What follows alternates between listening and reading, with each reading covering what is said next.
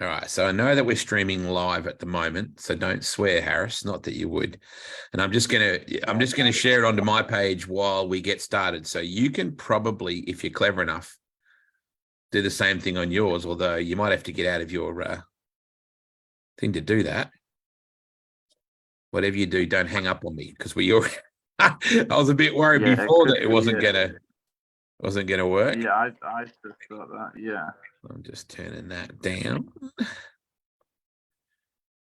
This should be fun. Nothing like crossing the globe in different parts of the planet. Anyway, I'm not even going to try and share it to my page because I'll screw it up. So what I do want to check on, hello, Michael Mooneyhan, Meridell. So you would know Meridell, Tom, because Meridell is the lady that runs the elevator at the Knoxville Raceway. So you aren't going up and going down unless you ride with Meridell. So hello to Jimmy Welsh. Hello, Meridell. Hello, Tim Panosh from Iowa City. Joe Kiskin tuned in. So if you get a chance, everyone, press share on that little blue button, because I really want to get Tommy a bit of love here while he works out which way his phone is going and all that sort of stuff. Hello, Andrew. Yeah, no, I'm sorry, I'm sorted. I was just turning my Wi-Fi on because I didn't want my signal to disappear. Good idea. Dave Cash, you never have too much cash. Jared Gorka is tuned in. So a bunch of people. So it's really cool. We should be able to confuse the hell out of the Americans on the Knoxville. It's almost like that movie Airheads, I think, when the lunatics take over the radio station. Feels like that's what we might be doing. This is Tom Harris, everybody, or Tom Harris. They're probably Tom Harris. Yeah, however you try to pronounce it. This geezer who drives F1 stock cars, right? My favorite show right now, Tom, is Ted Lasso. I don't know whether you've watched any of that at all, but it's so good. No, don't have a clue what you're talking about. You need to watch it because it's a series on Apple TV about an American football coach that comes over to coach AFL Richmond, the AF Richmond, the Premier League soccer team. And it's a great contrast in the cultures where the American's trying to get his head around British culture. And it's very, very good. So it make a lot of sense to you. Anyway, good to see you, mate. Yeah. What time is it and where are you? I'm just sat in my kitchen, actually. Just one sec. Rightio, mate. Oh, look at that nice kitchen. It's got the race suit hanging up on the door. Yeah, it's I've just got back from holiday, so I've just got it out of the washer, so it's drying actually. I need it. I'm going to test some cars with a Dutch guy on Friday and then race Saturday, so it's going to be a tough couple of days. So you've not just got back from Ibiza or something like that. This is a genuine, racing situation, is it? No. I've just got back from Tenerife. I've been on a family holiday. We took my little girl away for a week. We had a weekend off racing last weekend, so to make the most of it, and took her in the sunshine for a week. And she's at that age now where she's 3, so she's she's wild. So yeah, we had a whole bunch of fun this week, and now it's get back to business, back to go racing. I wonder where she got the wild bit from. It's all her mother, honestly. It's all down to her mother. Yeah, right. I'm sure of that. So where is actually home for you in the UK? It's Manchester now. I'm originally from down south, and then I got involved with an Irish lady, and then that ventured me up to Manchester. And then the guy that obviously Davidson, it's his daughter that I'm with. So so it was just easier to move up here because we get back from the racetrack at 2-3 in the morning, and I have another 3-hour drive home. So not ideal, but yeah. So Manchester's home for me now. So do you have a soccer allegiance at all? No, I'll watch it if it's on, but yeah, I'm not really into it, if I'm honest. So you like a sport with 2 balls, not with 1? Yeah, definitely. Yeah. Yeah. It's really busy around here. Obviously being in Manchester, obviously the city and the United thing, It's obviously City have been playing today. Actually, I've been back to see the father-in-law and grandparents for a little girl, and yeah, they had the game on. So yeah, it's football mad in this neck of the woods. So Wayne Greaves is asking a question that I need to answer right now. Is there a race at the Knoxville track tonight? No, there's not. There is this Saturday. So it is, importantly, it's Jersey Freeze and Denison Teas night as well. So T-shirts and ice cream make the world go round. So this is my friend Tom Harris. Tom is from the UK or from England, or some Americans even say Britain. And he races all sorts of amazing cars, as well as races at the Knoxville Nationals whenever the schedule. Plus, he does Indiana Sprint Week and all sorts of cool stuff like that. So we're going to talk a lot about that. Tommy, like America, there are so many different accents in the UK. There's like the Yorkshire one always cracks me up because they leave words out of sentences. It's like, I'm just going to go up shop, get paper. And it's like, the and the. That was brilliant. Mate, a friend of mine used to race speedway motorcycles in Australia, Andy Smith, and he's from Yorkshire. So he was always like, we're going up, pub, get beer. And I'm like, seems like there should be two this in that. UK is motor racing mad, right? There's 2 wheels, 4 wheels, 3 wheels. You guys do it all. Drag racing is big. Obviously, F1 is big. Motorcycle speedway is huge. But F1 stock cars are massive. What is an F1 stock car? It's it's kind of a sprint car with big bumpers and sides, because it's full contact, so you can actually smash the opposition out of the way. Yeah, there you go. You can use that big front bumper to move the opposition aside to gain position. Why is it angled like that? Like it's almost a sprint car, and then something's gone horribly wrong. Well, basically, we're on really, really small tracks, and we use that big wing for going sideways rather than going forwards. We don't get enough air on dirt for a sprint car wing to work. Yeah, but on pavement we obviously do. So on pavement we run like you'd say a sprint car wing, and on dirt we run a sloping wing for going sideways. Now, those things look incredibly heavy. I mean, I got to say they don't look like they're light at all. Just the bar work around them. You got decent sized trophies, mate. Yeah, we've had a good couple of weeks actually. Yeah, we're having a good season so far. So fingers crossed we can keep it up. Now, this doesn't exactly look like the Knoxville Nationals podium. There's a lot of colour going on in that situation. Where is this? It's not quite the King's Royal either, is it? The paycheck could have a couple more zeros on the end and we're somewhere near. But no, we went to Blauhaus in Holland, in the Netherlands, not last week, the week before, and we managed to win the King of Dirt title. So it was a hectic week for us. We raced Saturday, Sunday over here at 2 world qualifying rounds. Got the car ready Monday, travelled over Tuesday, raced Wednesday, Thursday, drove home, and then raced Saturday, Sunday as well, following weekend. Around about the time you're wearing that crown, there was another guy in your country getting a crown as well. So there was 2 coronations.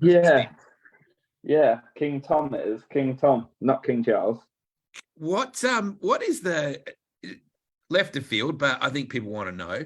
What is the feeling like in England with all of that stuff? Are people divided, or is there still a large percentage of people that really do support the monarchy?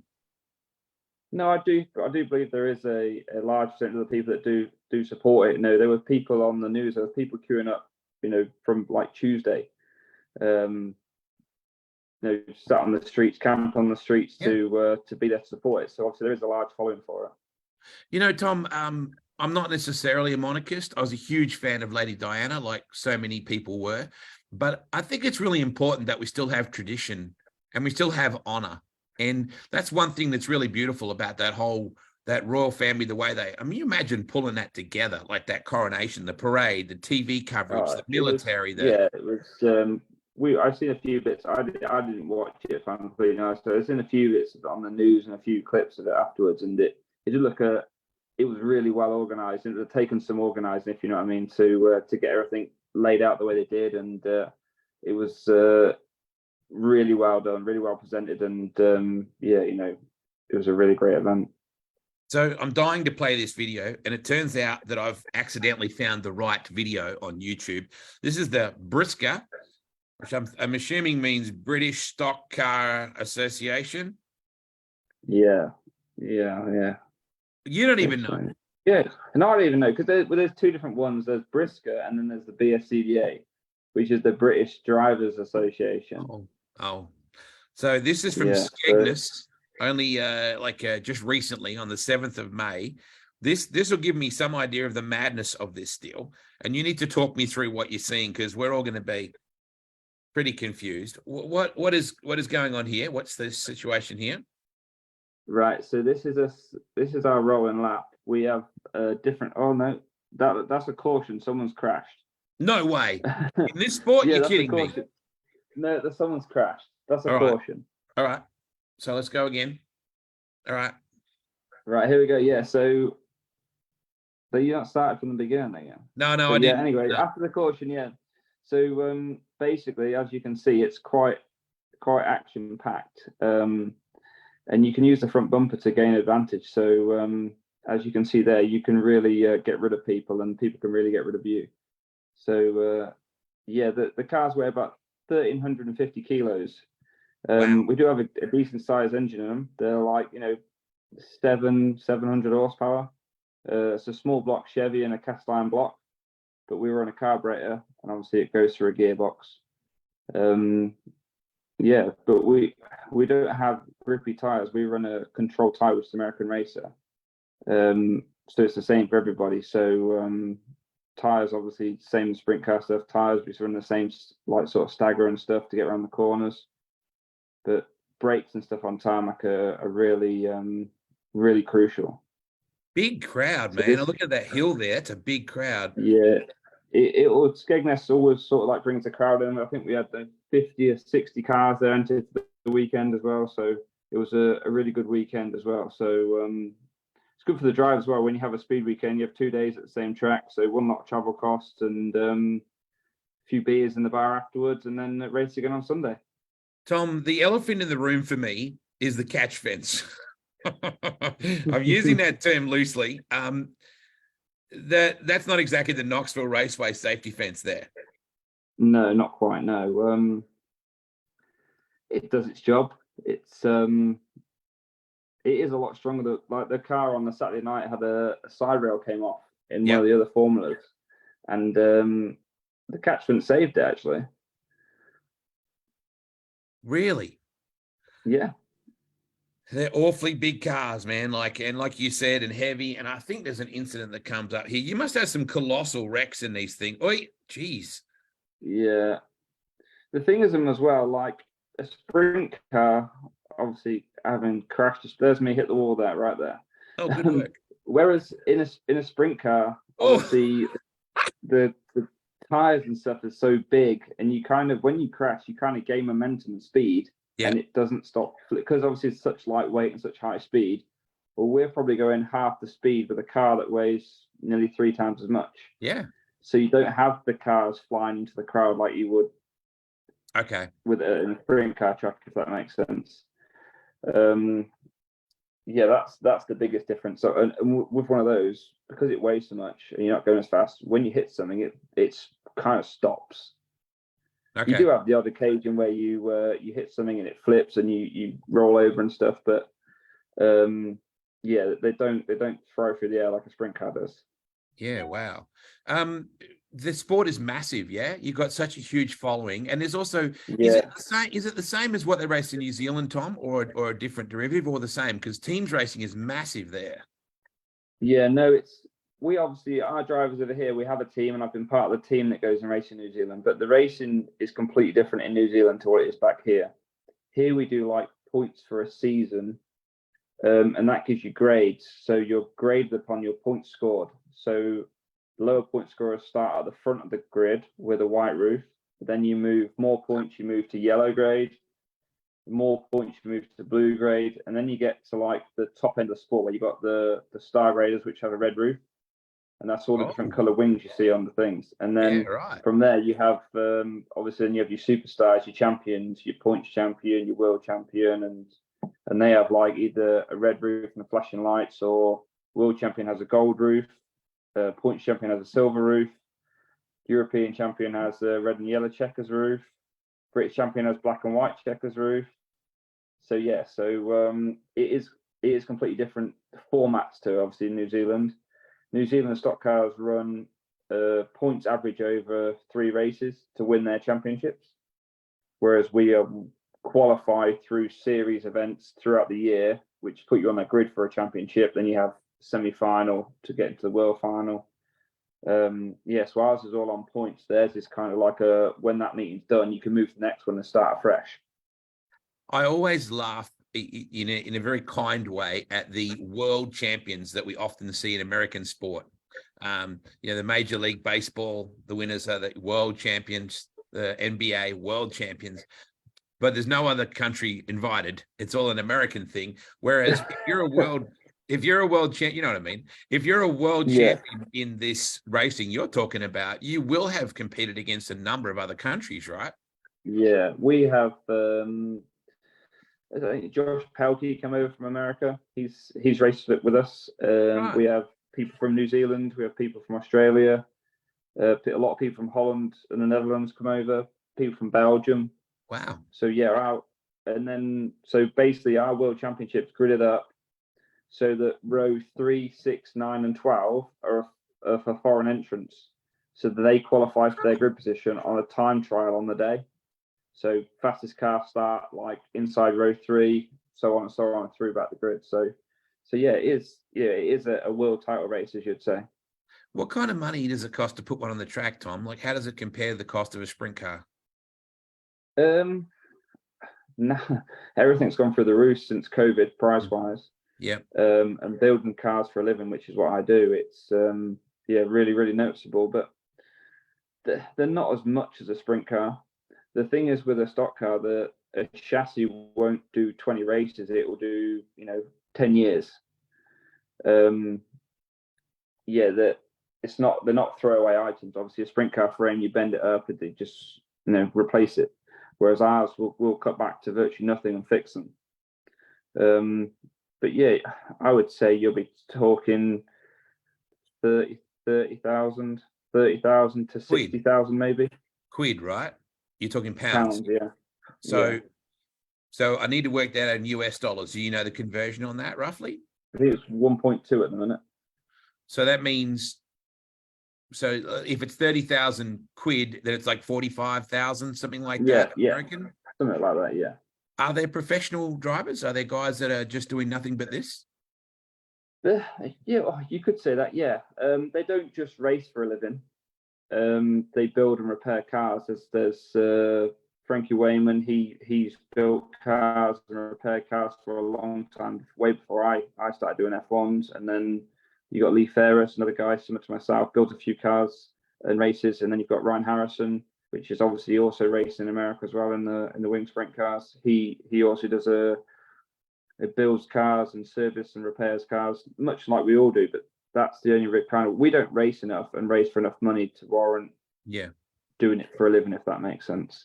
Is American sprint car racing big in the UK in terms of a fan following, or is it just something that some people know about?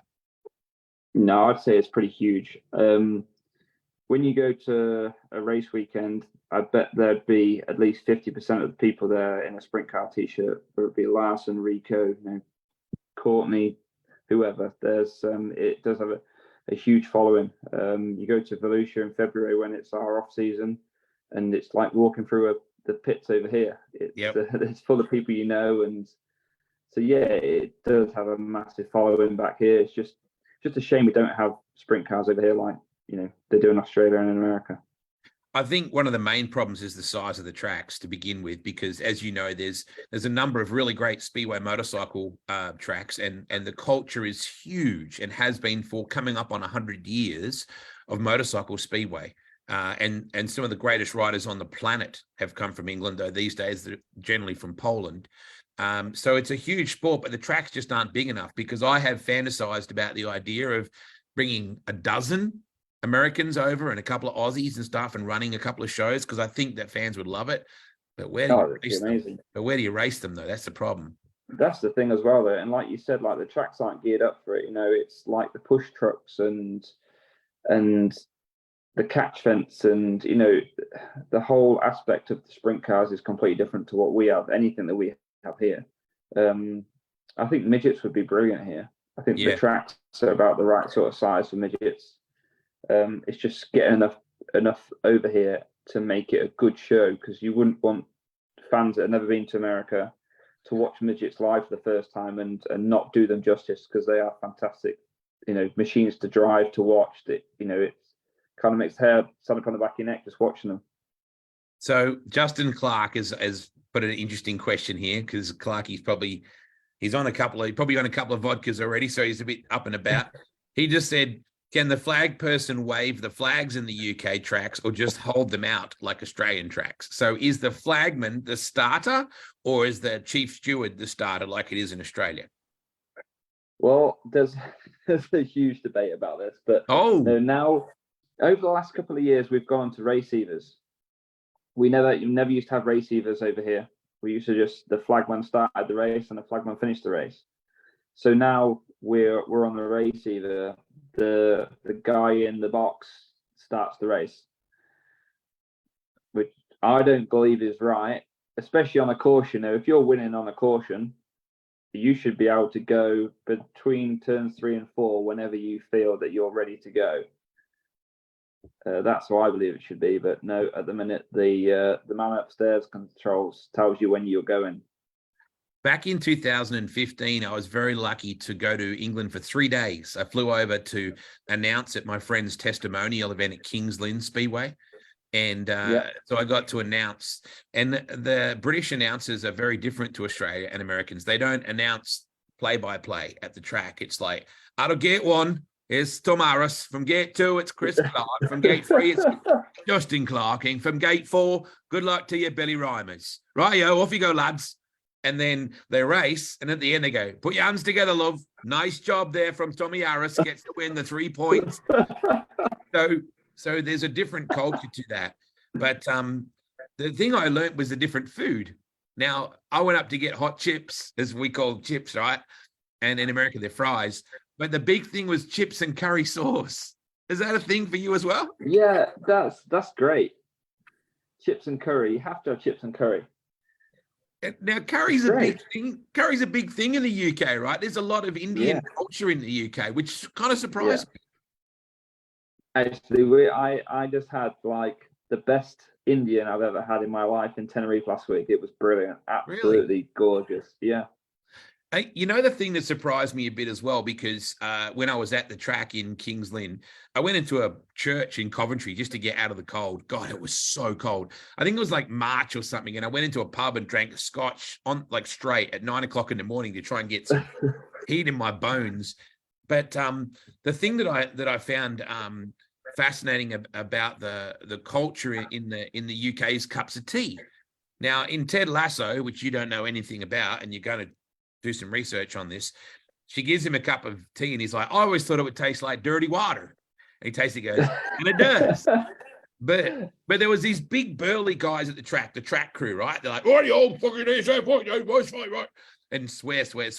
And rightio, lads, time for a cuppa.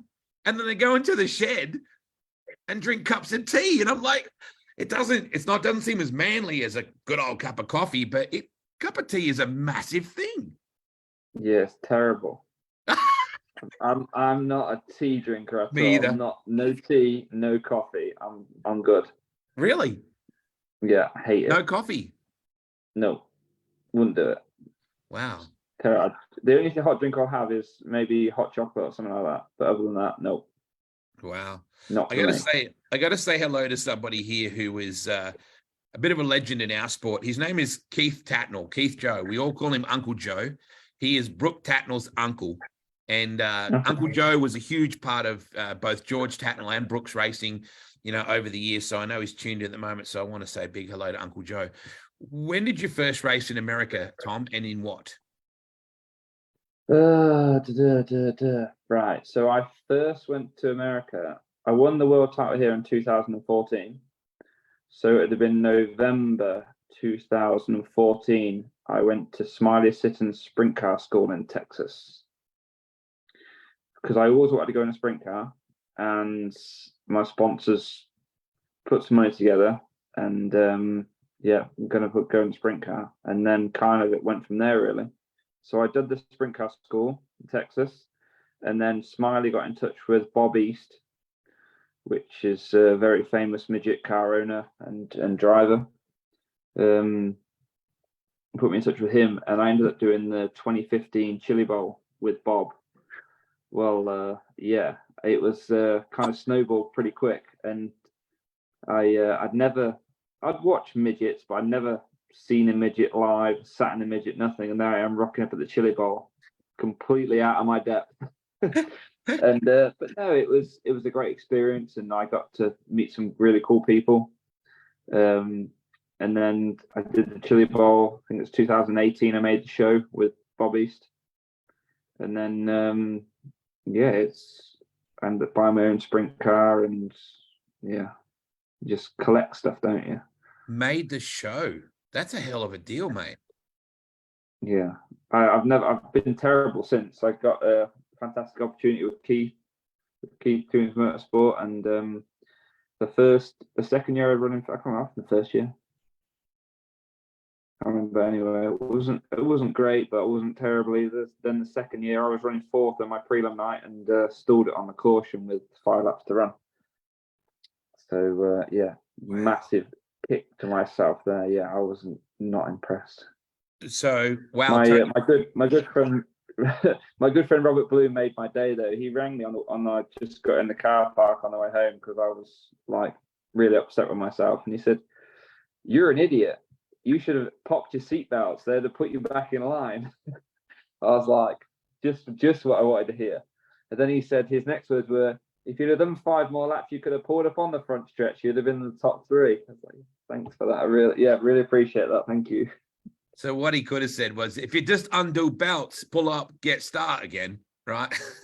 Yeah, he could have said that. Yeah, I'd have understood him way better. Get restart, take off belt. So Tony Bockoven is just saying he remembers that. So he would have been part of the announcing team calling the Chili Bowl when you did that. So I'm sure that when you get back to Knoxville, that he can remind you. He can remind. Thanks for that. Yeah. He can say, Tom Harris has thrown the keys on the table and checked out. I know that wasn't one of my greatest moments, I have to say. Brooke and Amy Tatnell are tuned in Minnesota, state of 10,000 lakes, although it's rumored that some of them are puddles. I'm sure that you know what a puddle is in the UK. Oh, yeah, we have plenty of them here. What was the first time you ever raced at the Knoxville Raceway? Had you been there as a spectator before that? And what did you think when you first walked in? Wow, really. I raced my non-wing car there before in 2018 again, before I raced the Knoxville Nationals for the first time. So I'm pretty sure it was 2018. And I can remember I was walking around was in the queue for the halls to get in, and just poked my head through the pit gate, and I was like, wow.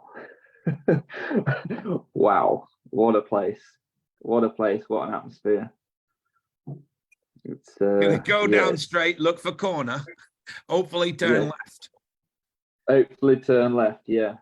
Fantastic facility, fantastic atmosphere. You know, the whole place is, especially like Nationals week, you kind of have to see it to believe it. You know, it gets a sellout crowd, and I really wish that I could have done better, and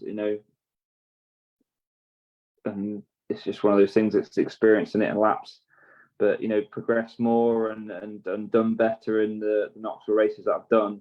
But just to be there and be part of it, and on the Saturday, I was sat lined up for one of the mains, from which main I was in, and they played the English national anthem, which was really special to me. So huge thanks to the guys that organised that and Knoxville Raceway for doing it. They're very respectful of the other countries that race there, mate, whether that's New Zealand, the UK, or Australia. Knoxville Raceway is tremendously respectful of international visitors as fans and also as teams. That's something that I'm very proud of, the way that they do that. You go from a sport of F1 stock cars where I'm not going to suggest there's no finesse, because you would have to. They're big cars and you've got to keep momentum, but it's full contact, to being so precise in a sprint car around Knoxville. Otherwise, you are going to get hurt. How do you adapt those two styles? It's very, very hard to adapt. Every time, no matter what I race, whether it be a wing car, non-wing car, midget, the longer I spend there, the better I get, and I just get comfortable, and it's time to come home again. And the biggest thing for me is the speed factor. And like you say, how precise you have to be, because, in a stock car, if you miss your turn point, a couple of car lengths, it's not really going to matter. If you miss it a couple of feet in a sprint car, it could be game over, so to speak. It's and the way the air works as well with running against other cars and stuff. It's learning to drive the sprint car is one thing, but then learning to race the sprint car is a completely different thing. In traffic with dirty air and guys taking air away from you, that's a massive learning curve. So whenever I find an Aussie driver has never been to Knoxville and they come there for the first time, I immediately take them over to Skip Jackson and I say, Skip, can you tell these guys a few things? And the very first thing he says is, don't turn at the flag stand. Like, the corner is a long way past Justin Clark. You know what I mean? You want to be going, all right, now I'll turn. Did you find that as well, that the car, because you get so much air acting on that wing, that it just turns so quickly? Yeah, and that was kind of what I struggled with the first time I went to Knoxville. Turning too much and too soon, and then too late. Too soon to run the bottom, I was up the berm, and too late to run the top, I was nearly in the wall. It's with it all being the same, that's a pretty cool picture. I like that.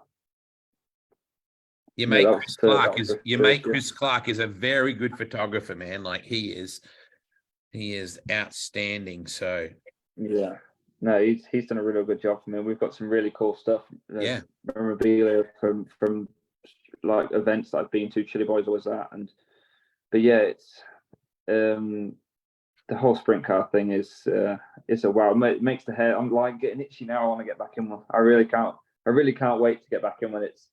I'm not saying I'm bored of racing here. It's because I can do it weekly, and it's,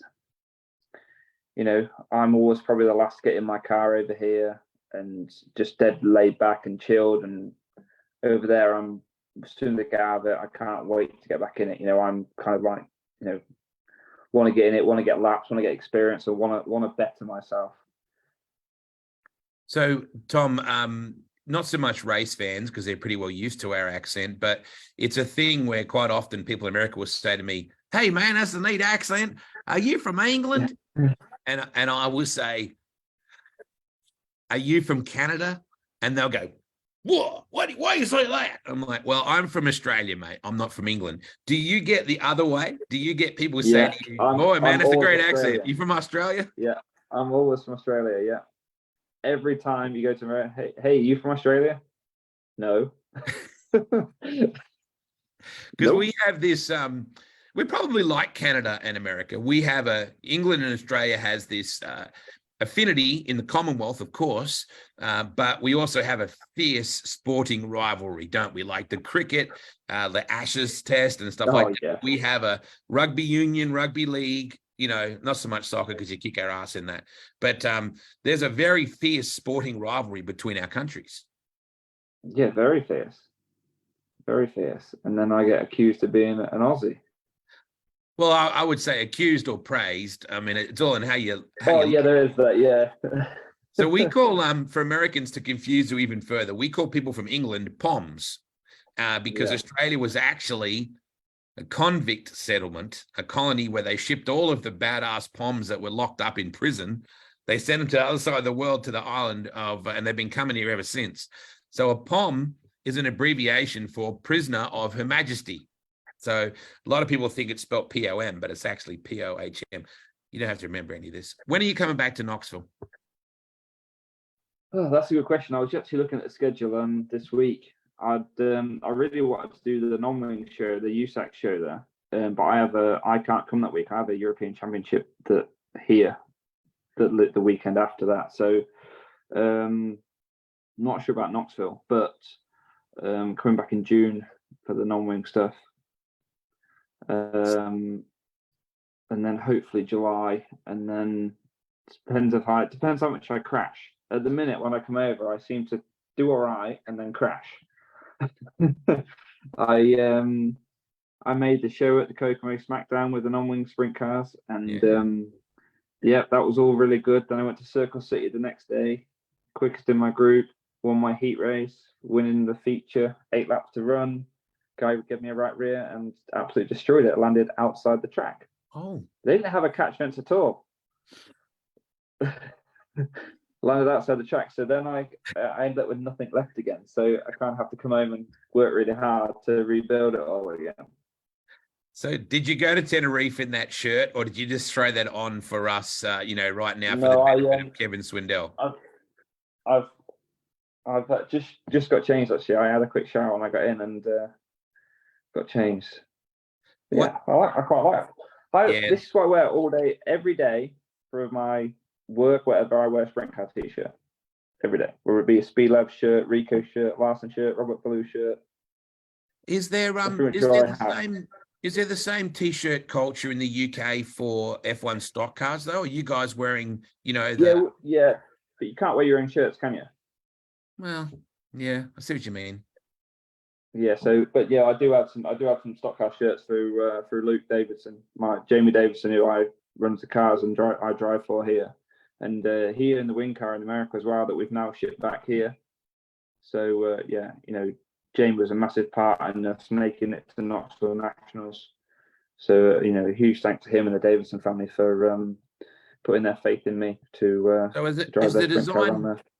Is the design the same style, Tommy? Does it look like an American? Yeah, very, very, very. Come on, go in wardrobe, get shirt. Go on wardrobe, get shirt. Come on, come on. I want to see one. We just want to look at his kitchen again. That's what I'm doing. It's cool, isn't it? What a great, look at a different culture. Those F1 stock cars are massive in the UK and in New Zealand as well. I think they're actually the biggest class of dirt racing, even over midgets in New Zealand, which I know a lot of people wouldn't like me saying, but the teams racing for stock cars are huge. We're about to find out if the maid's been in and done his laundry. This is Tom Harris, by the way, from Manchester in the UK, who comes over and runs at the Knoxville Nationals whenever he can and runs a bit of non-wing stuff. And has the maid been in, Tommy? Oh, there you go. Yeah, the maid. 464. These shirts have actually been done in America, so yeah, they're very, very similar. On the back, here we go. It's the wing weird. Oh, look at that! Woo-hoo! Look at that bad boy. So that's an asphalt car because the wing's straight. Similar. Is that why the asphalt? Pavement car. Yeah. Wow, that's cool, man. What time is it there right now? By the way, it's like 2:00 in the morning, isn't it? I don't know. The week is. Yeah, 2:15. Wow. I appreciate you doing that. Fresh back off the holidays from Tenerife, laying on the beach, drinking daiquiris and go up beach and get pina colada, that kind of thing. Pina colada. Yeah. I've had a few beers this week. If you notice that, you would notice this as well. Every Aussie, and Terry McCall loves saying it to me, Foster's. It's Australian for beer. Now, we don't drink Foster's in Australia. The Americans think we do because the advertising's so good. But in England, Foster's is still a big thing, right? Yeah, it is a big thing, yeah. It is a big thing over here, yeah. The biggest thing over here at the minute is getting everywhere is Coors. Really? Everyone's we had bottles of it. Bottles have been here for a while, but most pubs here now have Coors on draft. Do you drink warm beer? No. Really? Yeah, can't be done. I'm trying. Now look at this. Now you got to be impressed with this photo, Tommy. How about this for a shot, mate? Tell everyone where I'm standing. The White House. Buckingham Palace, mate. Buckingham Palace. I was hanging I out don't with. know what it is. Gee. That's like down by my dad's house. That is. If you screw this bit up, you have to throw in your passport, right? You must know where this is. Oh yeah, I know where that is. Big Ben. Jeez. Thank goodness you knew that. All right, what about this? This is my picture, by the way. Look at this for a cracker. Hey? That is pretty cool. That's actually Did Tom's you say mum Chris and dad Clark took cruising. that for you? What's that? Did you say Chris Clark took the picture for you? Did a what? Did you say Chris Clark took that picture for you? Oh, no, it's mine. Are you sure? Yeah. It was. I took it when I was over there. It's a beautiful country. It's just freaking cold a lot of the time. You obviously haven't been to Indiana like Yeah, December, January time. You want to be cold. That's cold. This is what I come to England for when I come to England, mate. This stuff is next level badass. Tommy, I'm gonna let you go to bed, but I want to say massive thanks for hanging out with us at 2:15 in the morning in Manchester. There's only one Manchester. It's Manchester United, by the way. Just put that out there, even though we suck lately. Oh, City's won again, though, haven't it? You need to Get the watch three cups, aren't they? Ted Lasso. You need to watch, right? You'll enjoy it because you'll understand the cultural differences that Ted goes through when he moves over to Richmond. Anyway, so you'll be in Knoxville when? I need a date. When are you gonna be there? Oh, as soon as ASAP. As soon as you're not I really racing don't for know. a championship. Yeah, that's the problem. Yeah. Oh well. I need to have a year in America is what I need to do. Wow. Favorite American food before we go? What's your favorite American food? Oh, it has to be steak. Really? Mm-hmm. Okay. You can't get least favorite. Taco Bell. Taco hell. What about biscuits and gravy? Can you do biscuits and gravy? No. Yeah. That's terrible. Thank you. Because biscuits and gravy is really just a scone, right? It's a scone.